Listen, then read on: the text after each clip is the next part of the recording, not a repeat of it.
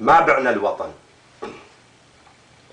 ما بعنا الوطن، بس نعرف الباعة، ونعرف بالاسم من خربط وضاعه. نعرف شنو أصل الشاخة وعلى الناس، ومن هو اللي ترعرع الطرب والكاس. للساعة يحن حيث العرج دساس، والطبع ردي شي غير أطباعه. أطباع السياسة صارت بفلسين، علاسة وحواسم قعدة ومتنقين، ما عدهم شغل غير الفقه والدين، واحدهم شمر لو ينزع قناعه. ما بعنا الوطن، بس نعرف الباعة. واحدهم فقيه ويحكي بالدستور، ومنهم من تلقب شيخ لو دكتور، بس وداعتك لو نكشف المستور. أكبر راس بيهم عفن من قاعه، أكبر راس بيهم مفتر وجاهل، ويا القاعدة والبعث متساهل. تصريحه كذب ما يقبله كل عاقل، وإذا عاهد يخون العاهد بساعة، وإذا يطلع شهمهم 1000 شرط وياه. فضائية وصحافة بشغف تتلقاه باليسرى يهدد، والنفي بيمناه والناس تسمعه موس بلاعة.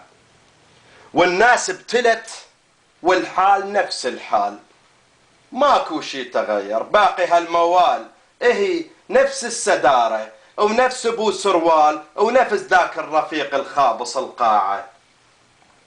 نفس ذاك الرفيق وطلعته القشرة، بس لابس عمامة ولحية هالمرة. لزق بالشاشة صاير فيلم للسهرة، قدموا له السمع والبيعة والطاعة. قدموا له الولاء وروسكم للقاع، موتوا في سبيله ويرحم الشفاع، لأن وارث ورث من عتبة والقعقاع. واللي ما يموت تلف طرقاعه. واللي باعنا مو بس للأمريكان، أكو من باعنا طابوا لعند إيران، ونص باسم العروبة انباع للجيران. والباقي نحجز الغير دفاعه، والباقي تقسم للحرب ساحة.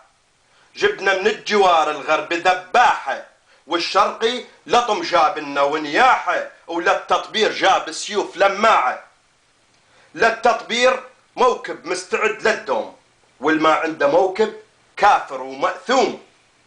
يستاهل نقص لسانه والزردوم، ولازم نحرق أهله ونعدم أتباعه. لازم نحرق أهله اللي يحكي بالتعليم، وعلى كل فن نصدر فتوى التحريم، لأن هذا هدفنا الجهل والتعتيم، حتى نهيئ المهدينا مطلاعه.